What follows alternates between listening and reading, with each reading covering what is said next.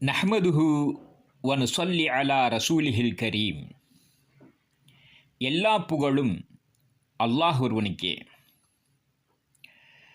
பரபரப்பான இந்த வாழ்க்கை சூழலில் நல்ல செய்திகளை மனதிலே ஏந்திக் கொள்வதற்காக நேரம் ஒதுக்கி இருக்கும் உங்கள் செயலை அல்லாஹ் ஏற்றுக்கொண்டு நன்மைகளின் கணக்கில் இதனை வரவு வைப்பானாக. அஸ்ஸலாமு அலைக்கும் வரஹ்மத்துல்லாஹி வபரகாத்து. மற்றவர்கள் மேல் ஏன் பொறாமைப்படக்கூடாது? பொறாமை குணம் தோன்றிவிட்டால் வாழ்க்கைக்கு தேவையான மன அமைதி, மன நிம்மதி, சந்தோஷம் இவைகளெல்லாம் நிச்சயமாக காணாமல் போய்விடும். பொறாமை பிடித்தவர்களை பார்த்திருக்கிறீர்களா? மற்றவர்கள் இன்பம் அனுபவிப்பதைக் கண்டு இவர்களால் பொறுத்து கொள்ள முடியாது. உள்ளம் வெந்து கருகி புகைந்து கொண்டிருப்பார்கள். அடுத்தவன் வளர்ச்சியை வைத்தெரிச்சலோடு எண்ணி எண்ணி படுக்கையில் புரண்டு புரண்டு படுத்து தூக்கத்தை தொலைத்து கொண்டிருப்பார்கள். இவர்கள் வாழ்க்கையை அமைதியாக, நிம்மதியாக, சந்தோஷமாக வாழ முடியுமா என்ன? அது மட்டுமல்ல, பொறாமை குணம் மற்றவர்களுக்கு பாதிப்பை ஏற்படுத்துவதற்கு முன்பு பொறாமை கொண்டவனுக்கே முதலில் பாதிப்பை ஏற்படுத்தி விடுகிறது. பிறகு மற்றவர்களுக்கும் பாதிப்பை ஏற்படுத்துகிறது. எனவே வாழ்க்கையில் மன அமைதி, மன நிம்மதி, சந்தோஷம், நிம்மதியான உறக்கம் ஆகியவை முக்கியம் என்று நினைப்பவர்கள் யாரையும் பார்த்து பொறாமைப்படக்கூடாது. பொறாமை என்னும் தீய குணம் பல மோசமான குணங்களுக்கும் பல மோசமான செயல்களுக்கும் வழிவகுக்கும் அடிப்படை மனவியாதியாகும். இதனை வேறு வார்த்தைகளில் சொல்வதென்றால், பொறாமை குணம் பல மோசமான குணங்களுக்கு ஆணிவேராகும். பொறாமை குணம் பல தீய செயல்களுக்கும் ஆணிவேராகும். அதாவது, ஒருவனது உள்ளத்தில் பொறாமை குணம் தோன்றிவிட்டால் அதன் காரணமாக பல மோசமான குணங்களும் பல பாவமான செயல்களும் வெளிப்பட ஆரம்பித்துவிடும். எனவே பல பாவங்களை உற்பத்தி செய்யும் பொறாமை குணம் அறவே வேண்டாம். வலா தஜஸ்ஸசு, நீங்கள் மற்றவர் குறைகளை துருவி துருவி ஆராய்ச்சி செய்யாதீர்கள் என்பது ஆண்டவன் கட்டளை, அல்லாஹ்வின் கட்டளை. ஆனாலும் பொறாமைக்காரர்கள் இதை மீறும் விதமாக அவர்கள் யார் மீது பொறாமை கொள்கிறார்களோ முதலில் அவர்கள் மீது வெறுப்பை வளர்த்து கொள்கிறார்கள். அந்த வெறுப்பு குரோதமாக, காழ்ப்புணர்ச்சியாக வளர்ச்சி அடைகிறது.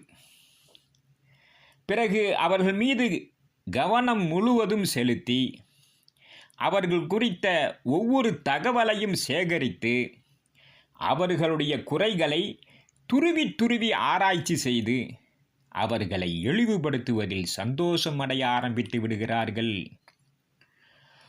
குறைகள் எதுவும் தட்டுப்படவில்லை என்றால் அவர்களை பற்றிய வதந்திகளை, அவதூறுகளை பரப்பி அவர்களின் நற்பெயரை கெடுப்பதற்கு எல்லா முயற்சிகளையும் மேற்கொள்ள தொடங்கிவிடுகிறார்கள். இந்த கீழ்த்தரமான செயல்கள் பொறாமையின் காரணமாகவே உண்டாகின்றன. எனவே இவ்வளவு கீழ்த்தரமான செயல்களுக்கு வித்திடும் பொறாமை குணம் ஒருபோதும் வேண்டாம். பொறாமை என்னும் மனவியாதியால் படு மோசமாக பாதிக்கப்பட்டவர்கள் சண்டை, அடிதடி என்ற நிலையை தாண்டி எதிரிகளின் உடலுக்கும் உயிருக்கும் கூட சேதம் விளைவிப்பவர்களாக மாறிவிடுகிறார்கள். ஆதிப்பிதா ஆதம் அலைஹிஸ்ஸலாம் அவர்களுடைய 2 மகன்களுடைய சம்பவம் இதற்கு மிகச்சிறந்த உதாரணம். எனவே இந்த பாதக செயலுக்கு வித்திடும் பொறாமை குணம் எவருக்கும் அறவே வரவேண்டாம். ஈயாக்கும் வல் ஹசத, ஃபைன்னல் ஹசத யகுலுல் ஹசனாத்தி கமா தகுலுன் நாரு அல் ஹதப. அஹ்ரஜஹு அபு தாவூத். நெருப்பை விறகு தின்று விடுவது போல பொறாமை நன்மைகளை தின்று விடுகிறது என்பது நபிமொழி. நாம் செய்த நன்மைகளே குறைவானதுதான். இதில் பொறாமை குணமும் நம்மிடம் சேர்ந்துவிட்டால் நாம் செய்து வந்த கொஞ்ச நஞ்ச நன்மைகளையும் கூட இழக்க நேரிடும்.